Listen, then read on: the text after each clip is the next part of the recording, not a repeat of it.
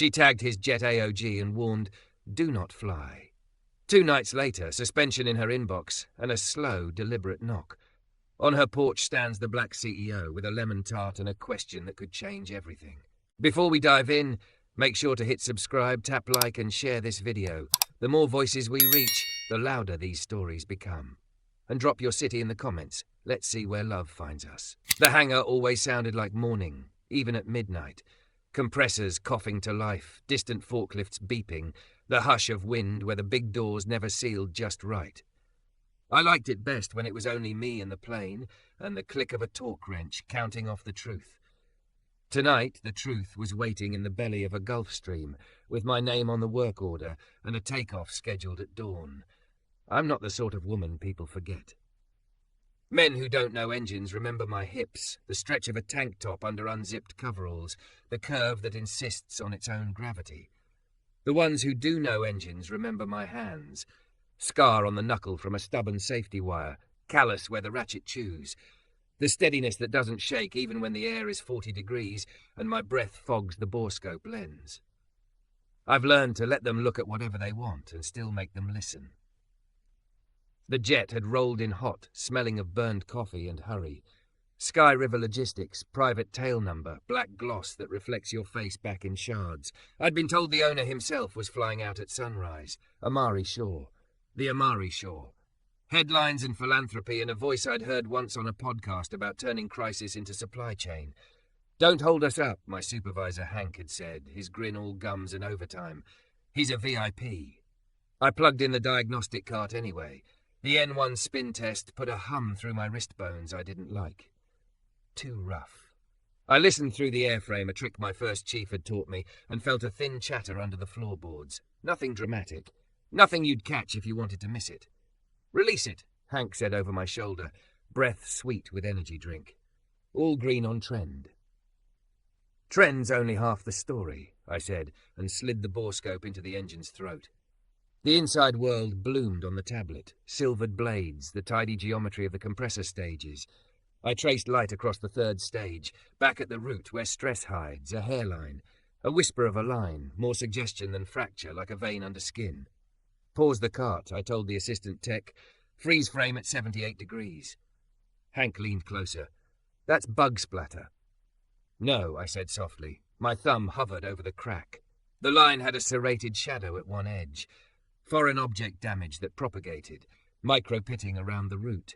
If we spool her up hard, that's not staying a whisper. "We don't have the time," Hank said. "They have a board meeting in Atlanta. You want to be the reason a company misses payroll? You want to be the reason a plane doesn't land?" My voice surprised me, measured as a level bubble. Somewhere in my chest, the old fear stirred. The day a bolt loosened on a crop duster my dad was fixing, the way sirens made the town square sound like a held breath. I closed my eyes, opened them to the screen, and took pictures from 3 angles. "I'm tagging it AOG," Hank swore. "Sadie, I'm not signing a release." I printed the photos, stapled them to the log, and wrote in block letters, "Do not fly." My pen dug through the white.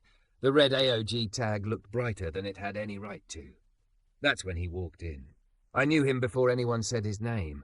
Not because I'd seen his face in magazines, but because men with that kind of weather around them don't need introductions. He wore a dark jacket, open like rules didn't apply to breathing, and he didn't look at the jet first. He looked at the people holding the fate of his morning. "Mr. Shaw," Hank said, swarming into charm. "We're just finishing up." "You're not finishing anything," I said, and felt the room tilt. I don't usually cut around my supervisor like that, but my father's name rose and my gut tightened in the old place. "Sir, I'm Sadie Quinn, lead on this check. Your left engine needs to stand down." He turned toward me. Brown eyes, not soft, but not the kind that made you feel small to look into. "Show me." I handed him the tablet. His fingers were careful on the rubber edge, like he'd held delicate things before and knew how they broke. He studied the stills I'd marked. The room behind us hummed with opinions trying to be words. "What's the failure mode?" he asked. Not "are you sure?" Not "do you know what this costs me?" Just the right question. "Shear at the root if it grows," I said, "and it will grow at takeoff. Worst case, blade liberates, uncontained. Best case, the engine swallows luck and quits where we can still tell a good story. He breathed out through his nose, a small sign of someone counting. The worst executives I'd met only knew two speeds, rush and rage. He was doing something else. How long to fix? Pull the engine, replace the stage, inspect for secondary damage, I said. We're not doing that by dawn. Behind him, a man in an expensive coat made a chopping motion.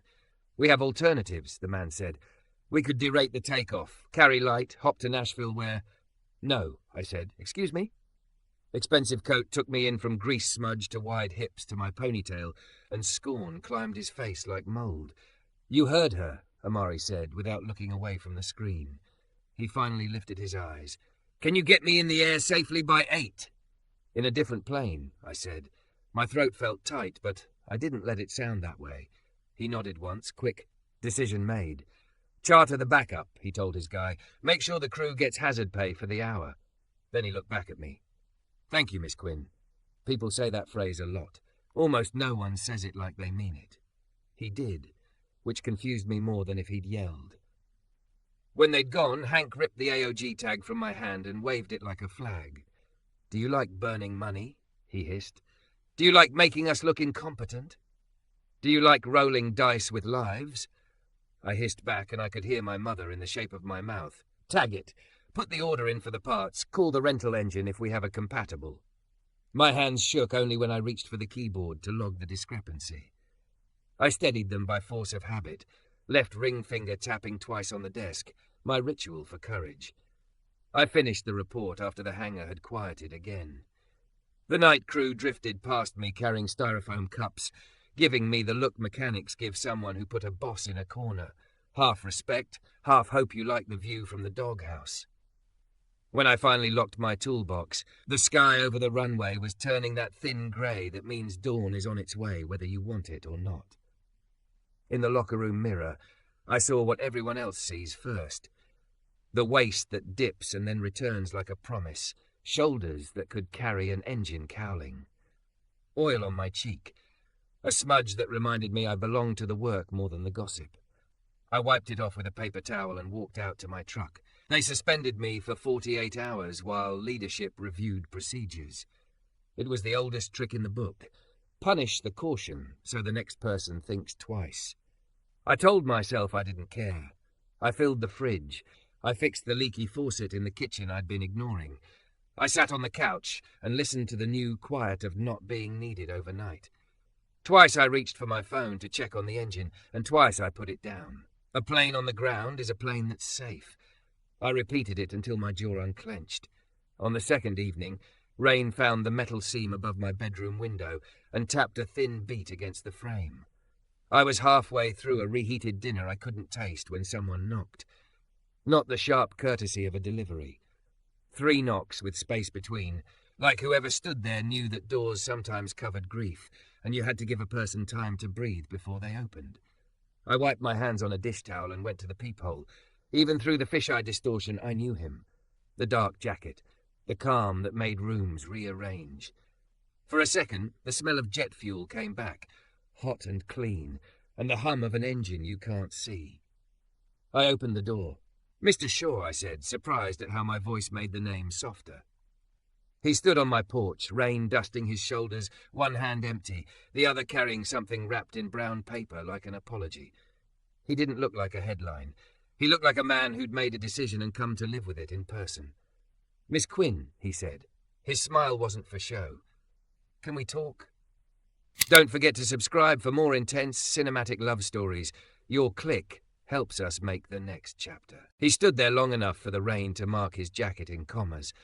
I stepped back and let him in, catching the familiar clean metal scent that follows planes even after they're far away.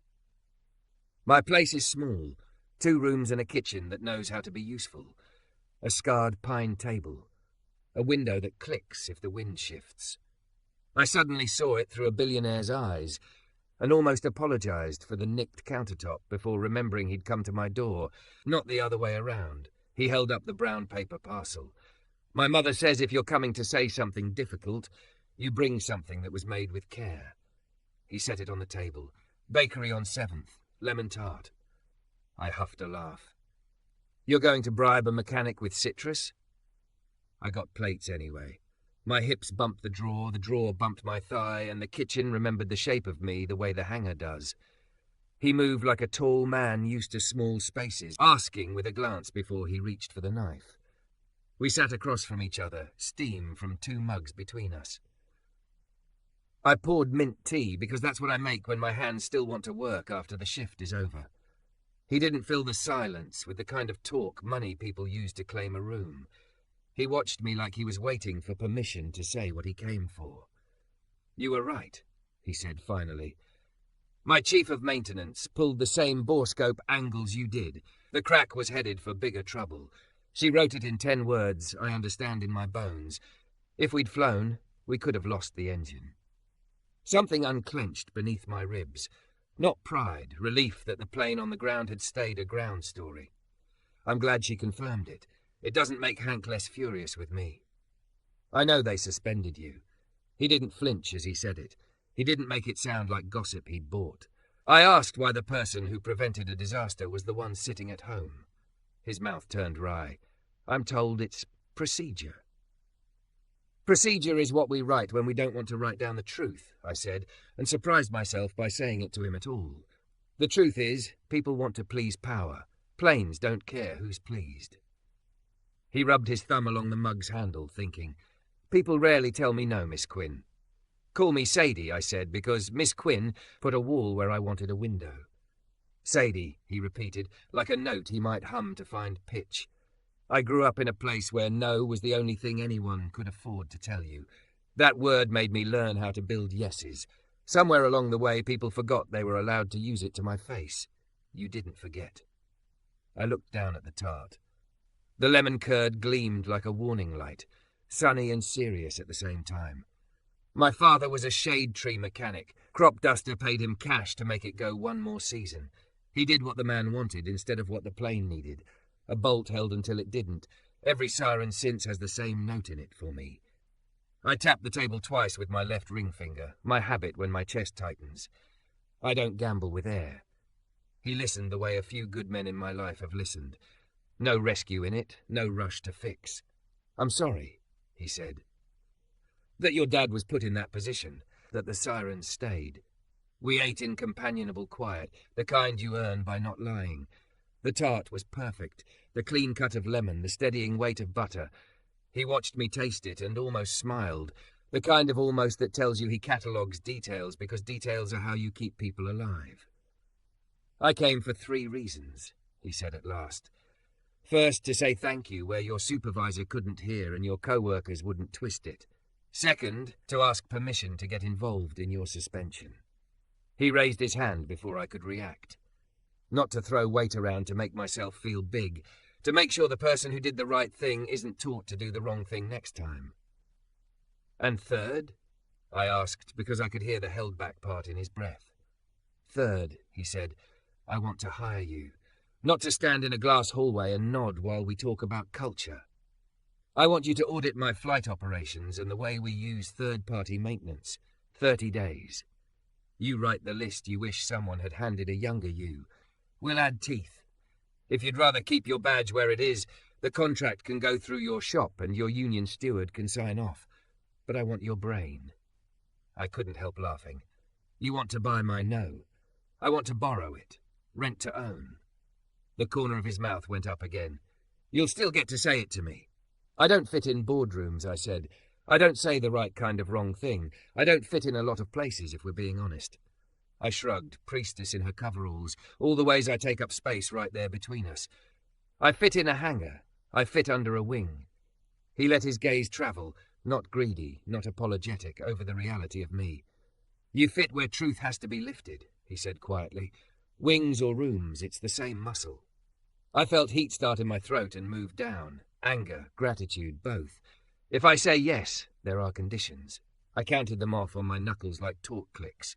1. Anyone who tags AOG for safety is protected, period. We write that into vendor agreements. 2. Borescope sign-off requires 2 sets of eyes and image capture stored for audit.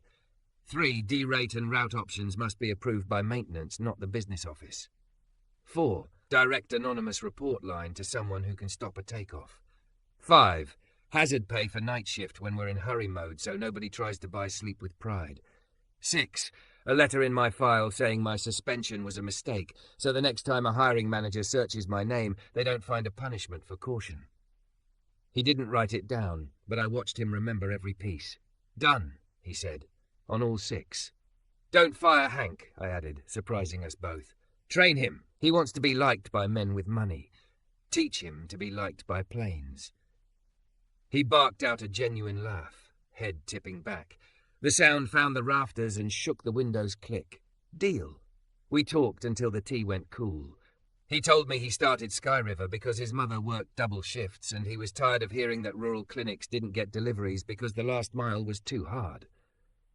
He told me about the first time one of his vans rolled and how the safety report used the word unavoidable like a prayer. I don't believe in unavoidable, he said. I believe in unprofitable, and I believe in inconvenient, and sometimes I believe in we didn't imagine that could happen, which is the only honest sin. You sound like a mechanic, I said. I sound like someone who wants to keep people breathing, he said. The rain steadied. He noticed the draft at the window and stood, jacket off with an easy motion that put the quiet strength in his forearms in plain view. Where's your toolbox? You're in a billionaire's club, I said. Is repairing my bad caulking in your job description? Tonight it is. He found the putty, the screwdriver, the stubborn screw that had been winning against me for 3 weeks. He worked without telling me how to hand him things. That's rarer than you think. I watched the way he found a rhythm and joined it. Count, turn, press, breathe. We were 2 people fixing a small problem on a night when bigger ones had been admitted and named. When the window stopped clicking, the house exhaled. He washed his hands at my sink like the most normal version of himself, water tracing the line of a scar I hadn't noticed before, an old cut near his wrist. He caught me looking and smiled. Forklift learned my leg isn't as fast as I thought it was when I was 23. You kept the lesson, I said. I try to keep the good ones. He dried his hands on the towel I'd hung wrong and straightened it without making me feel judged. Then he looked at me the way a pilot looks at a runway in crosswind, clear, deliberate. I'll have my chief of ops send you a draft contract in the morning. If you want me to handle the suspension, I will. If you want to handle it, I'll wait until you tell me to make noise. I want it handled through channels, I said. Not because I'm afraid of your noise. Because I want the next Sadie to win without you knocking on her door. He nodded like the only answer that made sense was the one I gave. Then I'll stay quiet until the moment quiet stops working. At the door, the rain had softened to a hush that made the streetlights look kind. He shrugged into his jacket. I stood with my hand on the edge of the door, aware of the way his nearness reached me without crowding. There are men whose presence takes from you. His gave something back I hadn't realized I'd been missing, the feeling that my no was not a problem to be managed, but a tool to be used. You didn't have to come here, I said. That's exactly why I came, he answered. He hesitated. When the engine is fixed and when the policy is written, would you... He broke off, recalibrated. I'd like you to be on the first safe flight we take with that jet, not as a test, as proof that we did this right. Careful, I said, smiling before I could stop it. You're dangerously close to making me like boardrooms. I'll keep you near the wings, he said. He stepped back into the rain. I watched him walk to the curb where a dark car idled, taillights breathing red. He looked back once, that steady look he carried into rooms that wanted to chase him, and I lifted 2 fingers in a mechanic's wave. When I closed the door, the lemon tart was half gone. The window was quiet, and something in my life had moved a notch that would not slip backward. By morning, the rain had rinsed the city clean, and left the hangar lights looking sharper than usual. I slid my badge across the reader and felt the familiar tug in my chest when the gate clicked me through. 2 days off had made me itch under the skin. My toolbox looked like an animal that had been waiting at the door. Hank was at my bench with an envelope. He didn't look at me while I walked up. He watched the floor, jaw tight. HR asked me to deliver this, he said. I took the letter and read. The first paragraph apologized for any confusion caused by procedural interpretation. The second rescinded my suspension with pay. The third committed to a review of AOG tagging policy with union representation. There was a handwritten addendum at the bottom in ink that wasn't HR Grey. The right no saved lives, thank you. K. Serrano, Chief of Maintenance, Sky River. I let out a breath I didn't know I'd been holding and tapped the bench twice with my ring finger to keep from tearing up. Hank cleared his throat. You went around me, he said, and then shook his head at his own words. No, you went through me. You did your job. I did mine badly. He swallowed. I want to do better. Then start today, I said as gently as I could make a hard truth. We've got a left engine that needs a new third-stage disc and a shop that can pretend not to hear the cost. You can help them hear something else. He nodded, the way a man nods when the first brick of a wall he's built himself comes loose and he decides to take the rest down by hand. There's a meeting at 10, he said. Sky River's sending someone. 2 someones, said a woman's voice. A lean woman in a navy flight jacket stepped through the bay door, hair braided tight. She had the weight of authority that comes from sleeping in hangars more nights than offices. I'm K. Serrano, and this is my least favourite man in finance. She jerked her head toward the guy behind her in a suit so new the creases still had ambition. He offered a stiff half-smile. We gathered at the scarred conference table that has seen 1,000 compromises and a handful of true decisions. Kerry, she told us to use her first name, put a small, sealed evidence bag on the table. Inside was a blade segment from another life.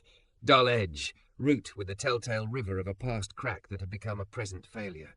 3 years ago, she said, a regional cargo outfit ignored an AOG on a weekend.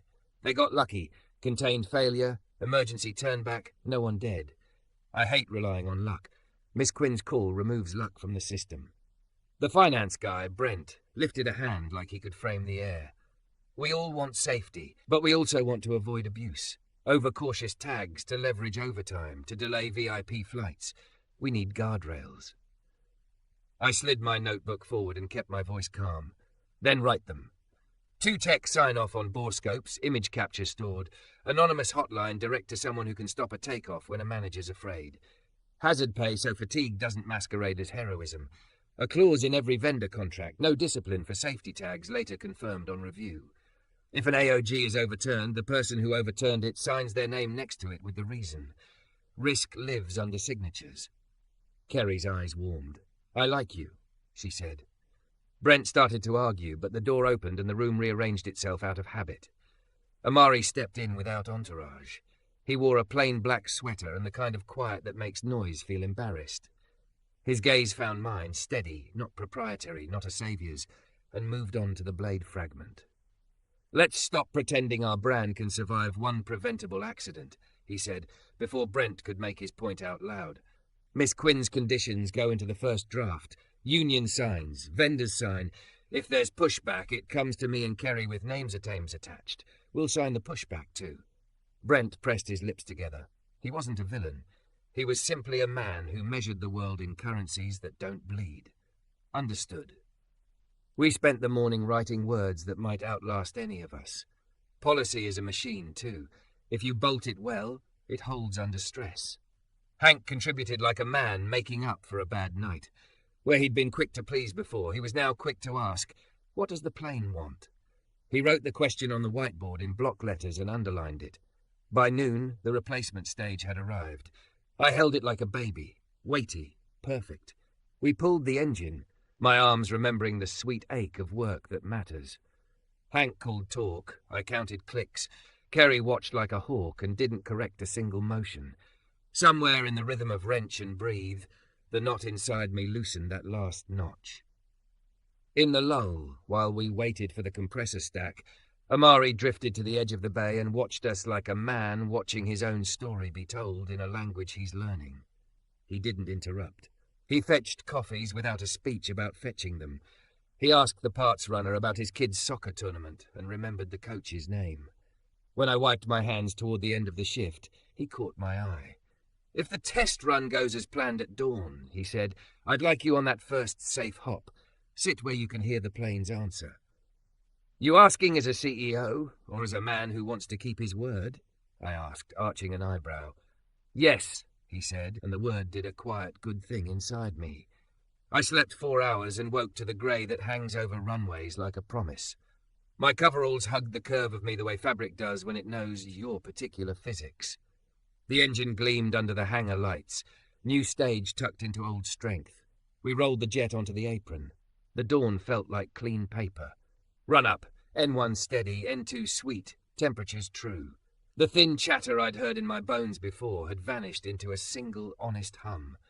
The test pilot, a woman with shoulders like a question mark, straightened, looked at me over the tops of her sunglasses. Want to hear her sing in the sky? I strapped in behind the cockpit with my headset on and the checklist in my lap. My heart did its old rabbit thing until I remembered my own count. In for 4, hold for 2, out for 6. The breath made room for the world. Takeoff roll. The engine's note rose clean. Rotation. The runway fell away like a barked laugh. We climbed through the low clouds into a field of light so bright it made me blink tears away. The plane wore its fix like a well-kept secret. Past 3,000 feet, the pilot glanced back. How's she sound to you, Sadie? Like a story that isn't going to end in the paper, I said. 15 minutes airborne, then a lazy arc back toward home. I let my hand rest on the bulkhead, not because touching metal tells you anything at altitude, but because it reminded me who I am when the ground is a map and not a place. When we touched down, the wheels whispered their yes. On the rollout, I felt my father's siren in my chest, quiet from a wail to a distant memory. Back in the bay, there were no speeches. Paperwork, talk checks, signatures placed where responsibility lives. Brent stopped by long enough to initial the clause he'd fought, the one about overturning tags. He looked at me like a man tasting a truth and finding it wasn't poison. Amari waited near the service door, jacket unzipped, hands in pockets like he could trust the air. How was the song? He asked. On key, I said. No improvisations.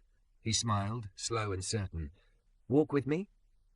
We walked the long line of windows that look out on the apron. Mechanics move different after a good fix, looser, less braced against the world. I could feel that looseness in myself and in him. He paused by the door and spoke low, like the hangar was a church and he didn't want to wake old ghosts. I sent the contract, he said. 30 days to audit. After that, if you want to write training modules, we'll pay you to teach managers how to be liked by planes. That line's going to follow me, I said, laughing. It should, he said. He hesitated, then risked something tender. Dinner, when your shift ends? Not as a thank you, not as a negotiation, because I like the way your yeses and nos shape rooms.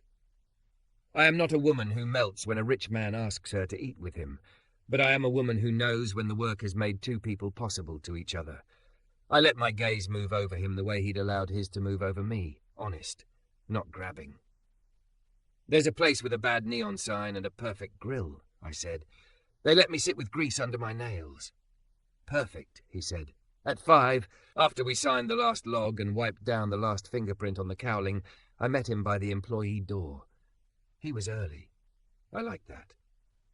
We walked out past the line where runway meets service road. He held the door for me without making a ceremony of it. I took the offered space and made my own. The diner was exactly what I'd promised. Cracked red booths, a pie carousel that looked like it had its own feelings, a waitress who called everyone sweetie, with a tone that made the word feel earned. We sat across from each other, boots touching under the table without drama. We talked like adults who've both had to be the strong one too often. He asked about the scar on my knuckle. I asked about the one at his wrist. We traded stories that knew how to carry their own weight. When we were done, he walked me to my truck. The sky had gone the colour of anodized aluminum, deep and steady. He leaned on the fender beside me, close enough that I felt the heat of him without needing to steal any. I don't know where this goes, he said. I know what I want, to build things that last, with people who tell me the truth. I hope you're one of them. I looked at his mouth and then at his eyes. I'm not a teenager. I don't need fireworks to know when a fuse is lit. Kiss me like a promise, I said softly. Not like a victory. He did. It was brief, and it told the truth. No grabbing, no rush. Just the recognition of something we'd already built in the space between an AOG tag and a lemon tart, between a quiet knock and a first safe flight. After, we both laughed in the way that happens when relief turns into beginning. He touched his forehead to mine for a breath, then stepped back. "See you at 7, he said. "We've got a policy to finish writing." I watched him go, then slid into my truck, hands on the wheel, hands that turn and fix and lift. The hangar lights threw long lines across the asphalt. Somewhere behind me, Hank was pinning a new sign over the time clock. Later, he'd tell me he stole the phrase from the whiteboard. I didn't need to see it to read it. Planes don't care who's pleased. People do. And for the first time in a long time, so did I. Pleased by the plane's honest hum, by a man who could take a no and build a better yes, by the way my own life had clicked into a gear that fit. I checked the mirror, did my count, 4 in, hold 2, 6 out, and rolled into the evening like a jet rolling true, every piece of me signed and safe.